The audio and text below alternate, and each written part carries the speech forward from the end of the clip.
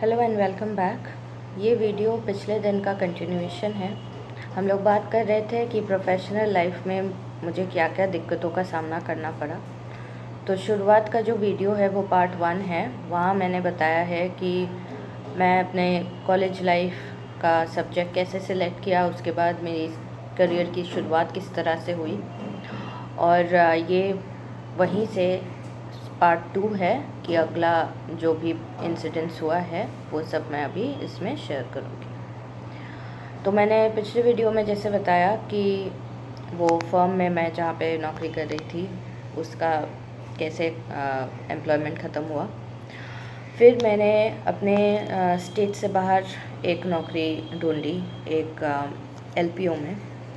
जैसे मैंने एलपीओ का एक्सप्लेन किया है पिछले वीडियो में, एलपीओ होता है कि लीगल प्रोसेस आउटसोर्सिंग, मतलब बाहर देश के कंट्रीज़ के बहुत सारे लीगल रिक्वायरमेंट्स वो लोग हमारे देश के लॉयर्स से करवाते हैं, क्योंकि उनके देश के लॉयर्स बहुत एक्सपेंसिव होते हैं, तो उनका लीगल काम वो लोग हमारे देश के लॉयर्स से करवाएंगे तो कम खर्चे में होता है। तो ऐसा जो इंडस्ट्री है इसको लीगल प्रोसेस आउटसोर्सिंग कहते हैं।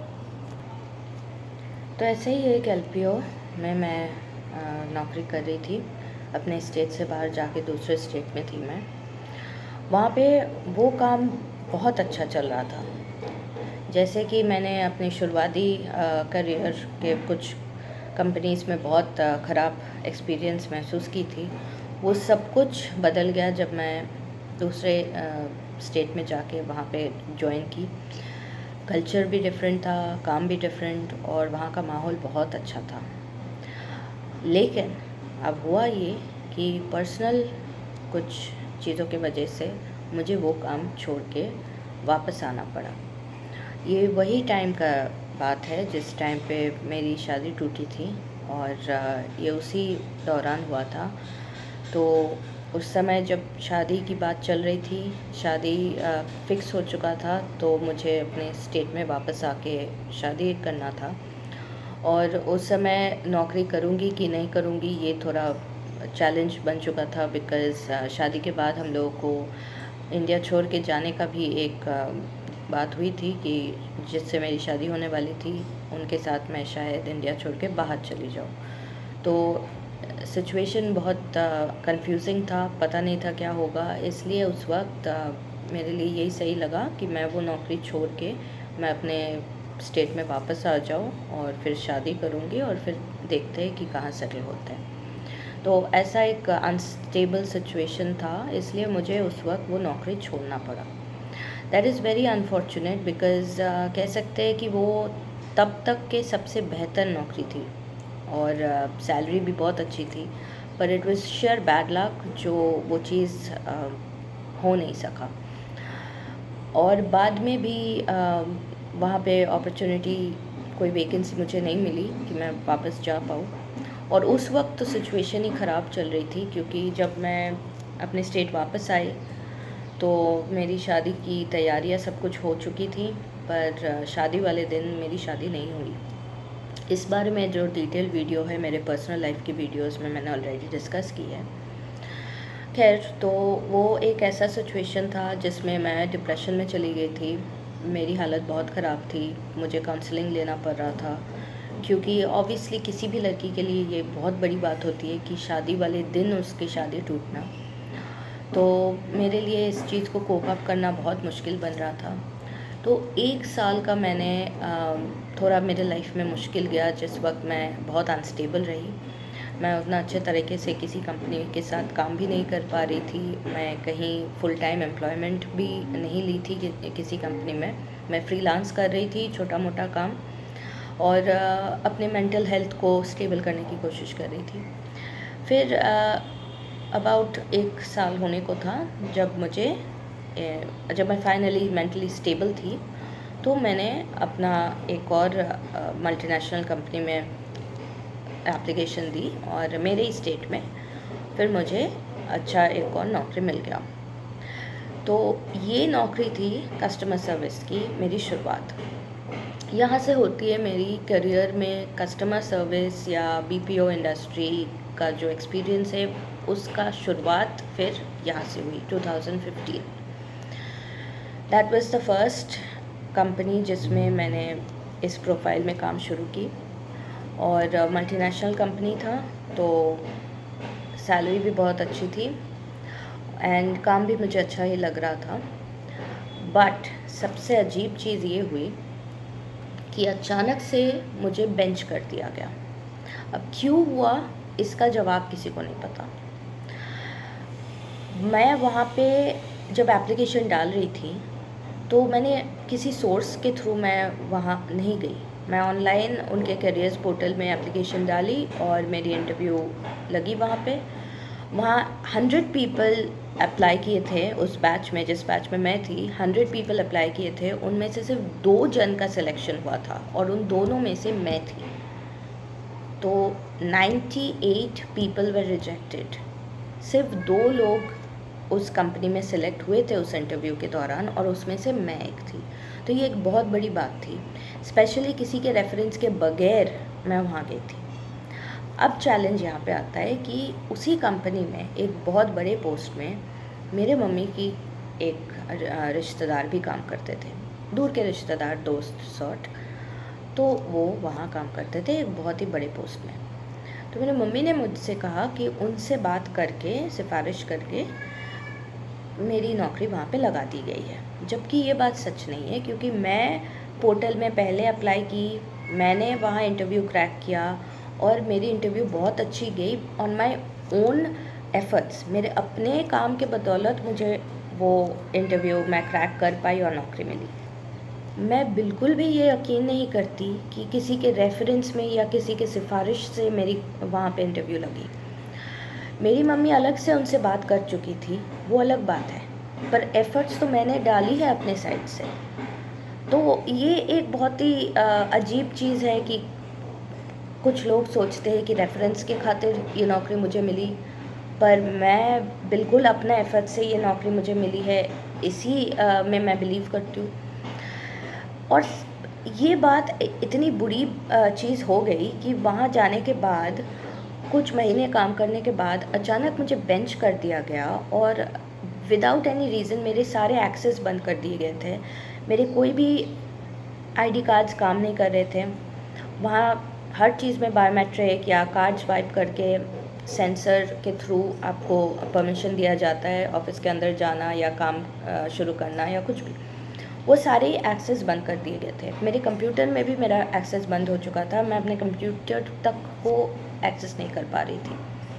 ऐसा बहुत दिन गया और मैं कंटिन्यूअसली हर एक मैनेजमेंट के पर्सन से बात कर रही थी, टीम लीडर्स से, उनके ऊपर के मैनेजर्स से, हर एक से, कि क्या हुआ है, अचानक मेरे सारे एक्सेसेस क्यों बंद कर दिए गए हैं। मेरे काम में तो कोई प्रॉब्लम नहीं चल रहा था, जब मैं काम कर रही थी तो सब कुछ सही चल रहा था, किसी भी चीज़ में मुझे कोई दिक्कत नहीं महसूस हो रही थी और मेरे परफॉर्मेंसेस में भी कोई प्रॉब्लम नहीं था। मुझे किसी ने कुछ नहीं कहा था कि मेरे परफॉर्मेंस में कोई प्रॉब्लम हो रही है। अचानक वन फाइन डे मैं ऑफिस जाके देख रही हूँ कि सब कुछ, सारे एक्सेसेस बंद है। तो ये क्यों है, इस बारे में मैंने छानबीन करने की बहुत कोशिश की। अब फिर मैंने मम्मी से बात की कि आप तो कह रहे थे कि आपके मुताबिक मेरी सिफारिश से नौकरी लगी है, अगर सिफारिश से नौकरी लगी है तो इन लोगों को पता होना चाहिए कि अचानक मेरे एक्सेस क्यों बंद हो गए। तो आप बात कीजिए आपके जान पहचान वाले आदमी से कि क्यों हुआ ये। उस वक्त ये आदमी फ़ोन ही नहीं उठाया, बिल्कुल कोई कम्युनिकेशन नहीं किया।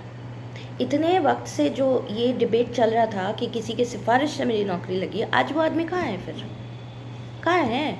जब मुझे कोई प्रॉब्लम हो रही है, जब आई डिमांड एन आंसर कि अचानक से क्यों मेरे सारे एक्सेसेस बंद कर दिए गए, तो इस चीज़ के आंसर के लिए वो आदमी अब है ही नहीं जवाब देने के लिए, वो कहीं सीन में ही नहीं है।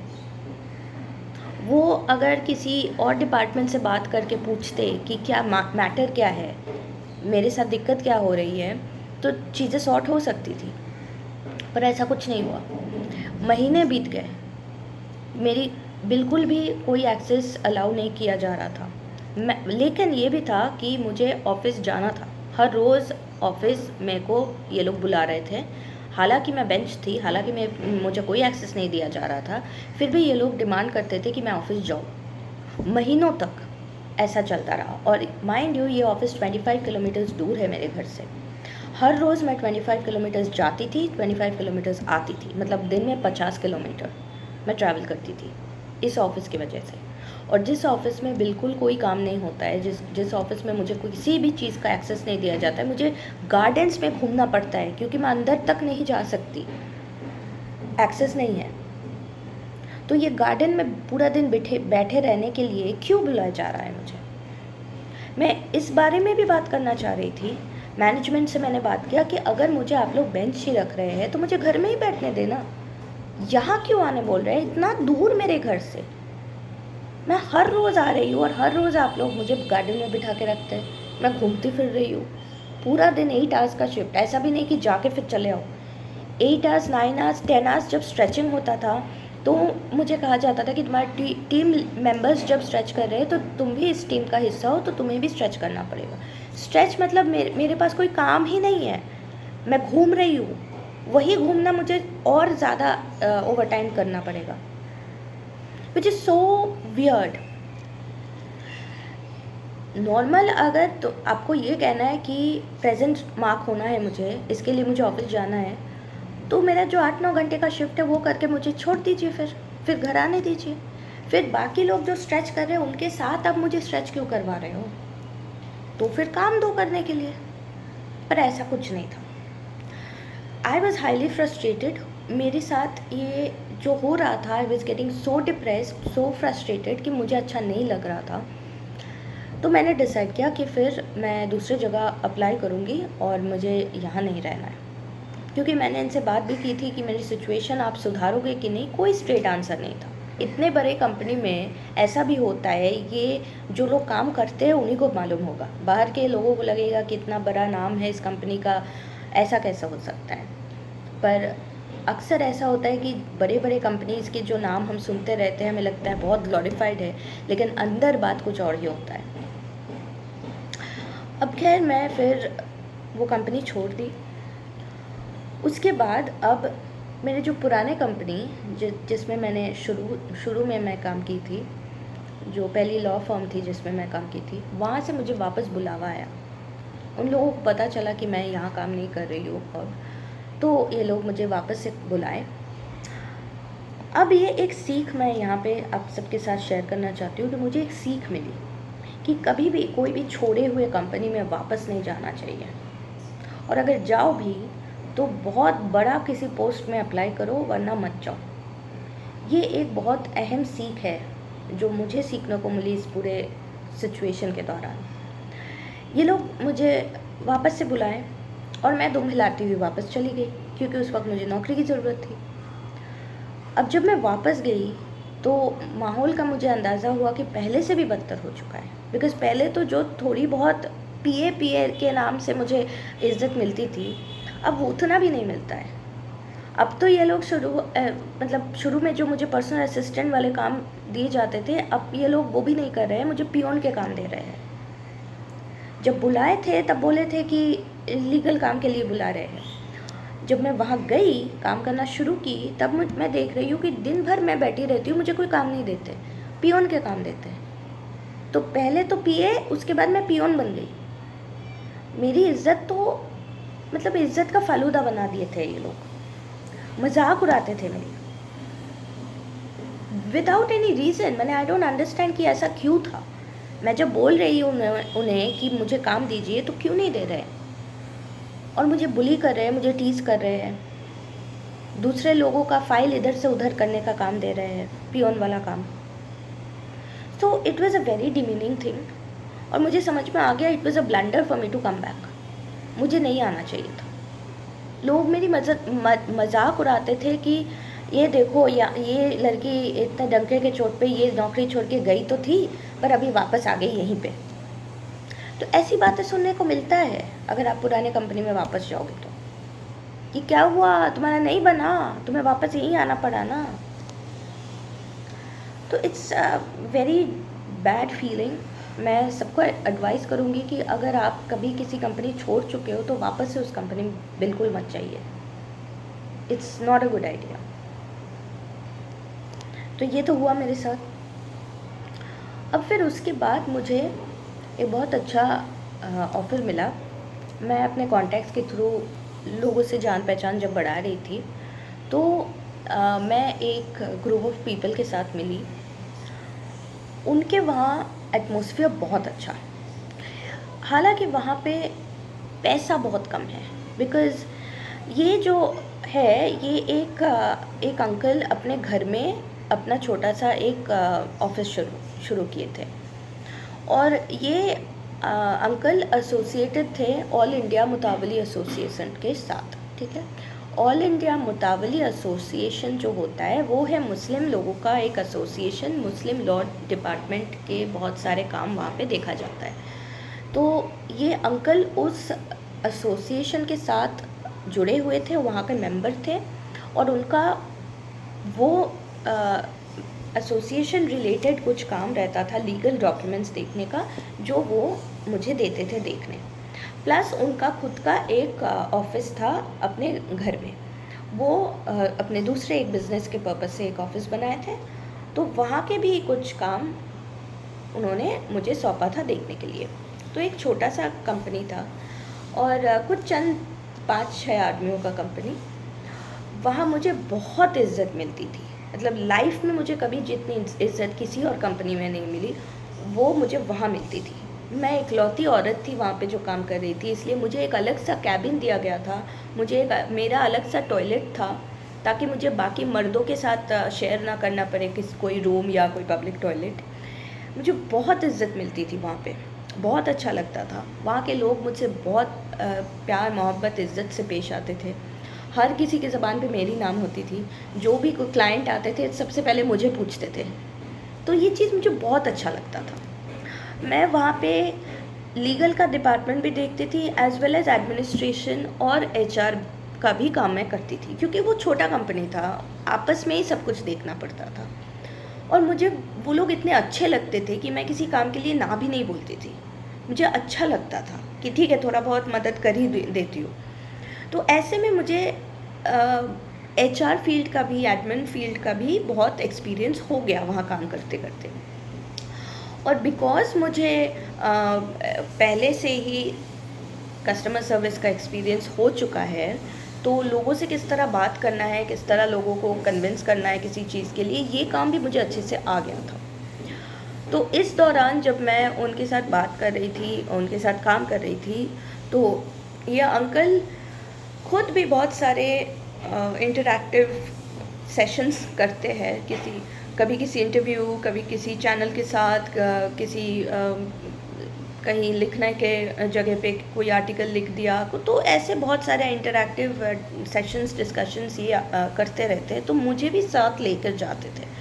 तो मुझे भी एक्सपोजर मिली बहुत सारे मीडिया पर्सन्स के साथ, या तो जर्नलिस्ट जो लिखते हैं, या फिर मीडिया पीपल जो इंटरव्यू लेते हैं, video interviews and all, TV people. तो उनके साथ बहुत सारे इंटरेक्शंस हुए हैं मेरे, और लोग इम्प्रेस हुए और मेरे इंटरव्यू भी लेना चाहा। मैंने एक इंटरव्यू भी की थी। मैं उस दौरान उस अंकल के साथ काम करते वक्त उन्हीं के साथ मिलके, वो भी एक शो में थे, उस शो में मैं भी थी उनके साथ। तो मैं अपने लाइफ में पहली बार टीवी में इंटरव्यू भी दी। तो ये बहुत बड़ी बात थी मेरे लिए, and I loved it. Experience बहुत अच्छा था। मैं वहाँ पे 2 साल थी उनके साथ। This was the longest I have been with anyone, and so happy. But बात एक ही बात थी कि सैलरी बहुत कम थी।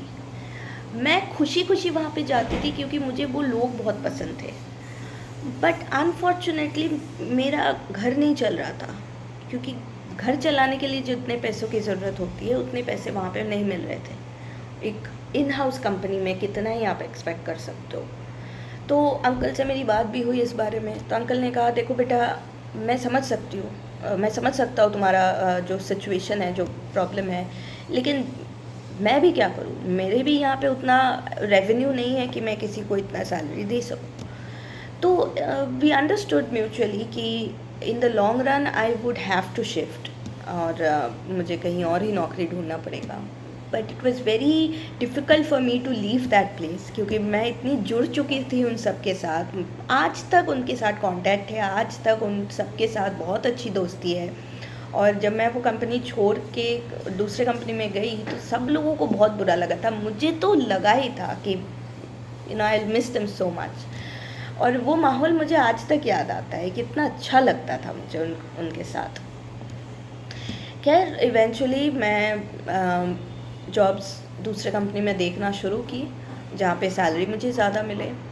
तो मैं अब मुझे पिछले बीपीओ के एक्सपीरियंस के वजह से और ज़्यादा बीपीओज़ में नौकरी का ऑफ़र मिला कस्टमर सर्विस में।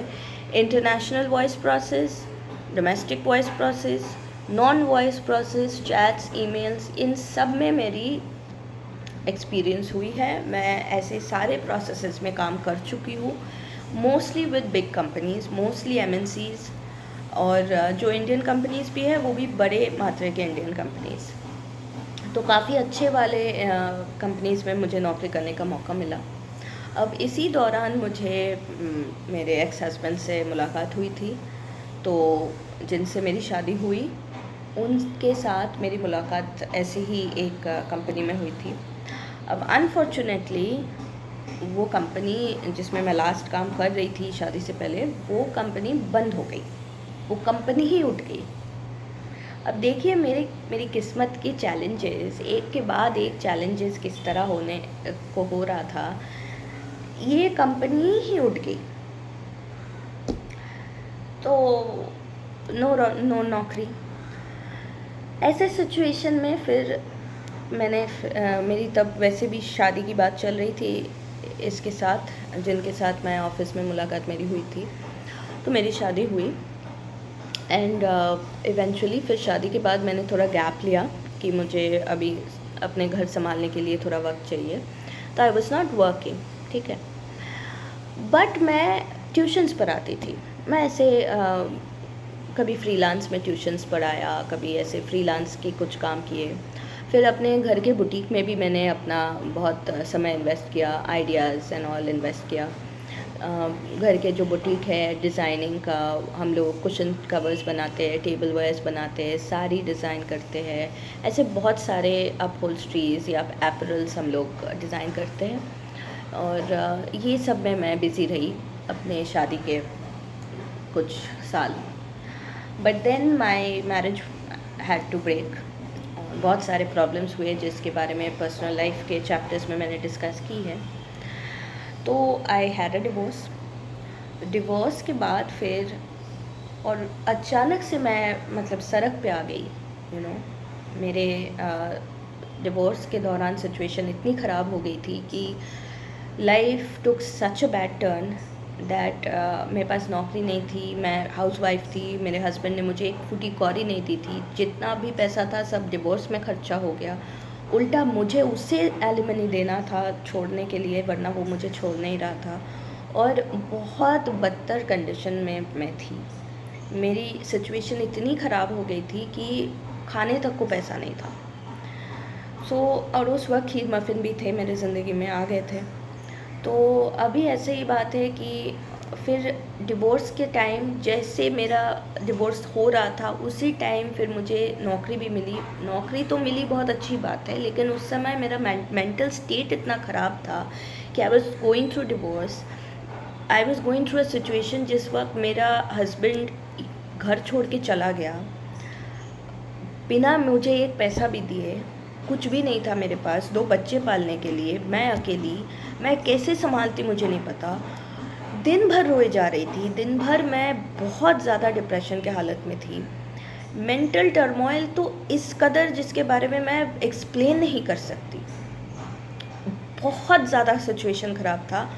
उस वक्त मुझे नए कंपनी का ट्रेनिंग करना था, इंटरव्यू देना था, अपना सिलेक्शन करना था, सब कुछ में I have to present myself very prim and proper. How is it possible? Just imagine the challenges which I faced.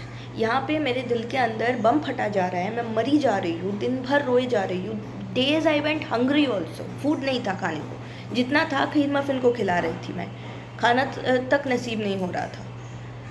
इस टाइम में मुझे अपने फेस को बहुत सही दिखाना है, स्माइल करना है, नॉर्मल दिखाना है, और मुझे इंटरव्यू देना है, और मुझे क्रैक करना है, और मुझे एग्ज़ाम में बैठना है, और मुझे ट्रेनिंग करना है। इतना कुछ मैं कर रही थी एट द सेम टाइम। बहुत ज़्यादा मुश्किल था, पर मैंने किया, और फिर वो नौकरी मैं की, लेकिन वो नौकरी एक कॉन्ट्रैक्चुअल जॉब था। अब उस वक्त मुझे किसी भी तरह नौकरी चाहिए थी।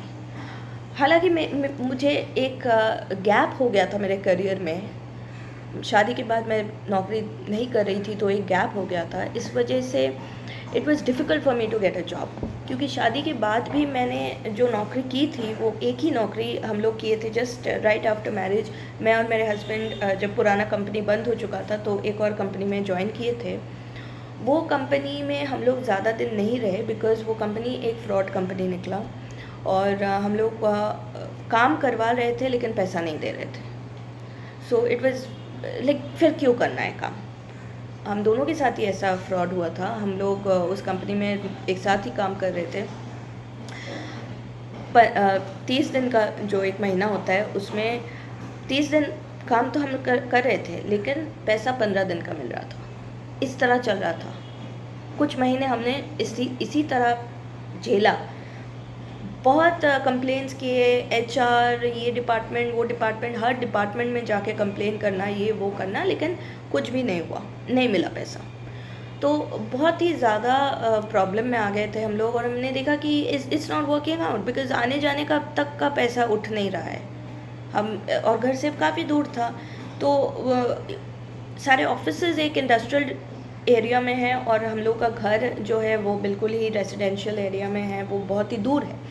तो आने जाने में काफ़ी वक्त लगता है, पैसे लगते हैं। तो इतना पैसा काट रहे हैं ये लोग कि इट्स नॉट पॉसिबल कि हम लोग ये सस्टेन कर पाए ज़्यादा देर तक। और काटने के पीछे कोई वजह भी नहीं था। हम प्रेजेंट जिस दिन होते थे उस दिन रजिस्टर में एब्सेंट मार्क कर रहे थे, मतलब बेवजह बेतुकी बातों पे ऐसे कर रहे थे, because it was a fraud company. तो ऐसे भी होते हैं कंपनीज, आपको बहुत केयरफुल रहना चाहिए। When you get an interview call, आप देखिए कि वो कंपनी का रिव्यूज़ कैसा है, वो कंपनी है कैसा, इर्द गिर्द के लोगों से बात कीजिए कि वो कंपनी किस तरह है। ब्लाइंडली किसी भी कंपनी में अप्लाई करके जॉब मत ले लीजिएगा, बिकॉज पता नहीं है काम कराने के बाद ये लोग पैसे देंगे भी कि नहीं। तो जैसे हमारे साथ हुआ, काम करवा रहे थे लेकिन पैसे नहीं दे रहे थे, आधा पैसा दे के छोड़ रहे थे, प्रेजेंट वाले दिन में एब्सेंट मार्क कर रहे थे, बाद में कह रहे थे कि हाँ विल रेक्टिफाई, लेकिन रेक्टिफाई नहीं करते थे। तो anyway these kind of things kept happening. तो इस वजह से फिर शादी के बाद मैं काम नहीं की, और मेरे हस्बैंड बिज़नेस में चले गए। तो खैर जो भी हो, कुछ वक्त का गैप हो चुका मेरे करियर ग्राफ में, इसलिए डिवोर्स के बाद मुझे नौकरी मिलना मुश्किल हो रहा था। और उस वक्त मेरी सिचुएशन इतनी ख़राब थी कि किसी भी तरह कुछ भी नौकरी मुझे लेना था। तो कॉन्ट्रैक्चुअल जॉब ही सही तो मुझे मिल गई।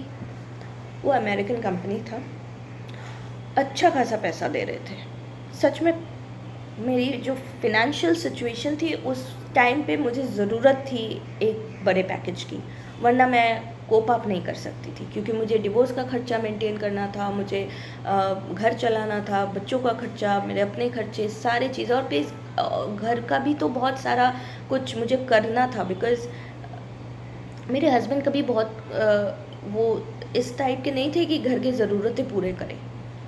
तो घर की बहुत सारी चीज़ें थे जो मुझे करवाना था घर में, तो वो सारी चीज़ों का खर्चा, ये सब कुछ फाइनली पॉसिबल हुआ because I got a good package. But ये प्रॉब्लम इस चीज़ का था कि कॉन्ट्रैक्चुअल जॉब था, और ये उस दौरान हुआ जब रिसेंटली ये जो अमेरिकन कंपनीज ले ऑफ कर रहे हैं, उस फसाद में मैं फंस गई।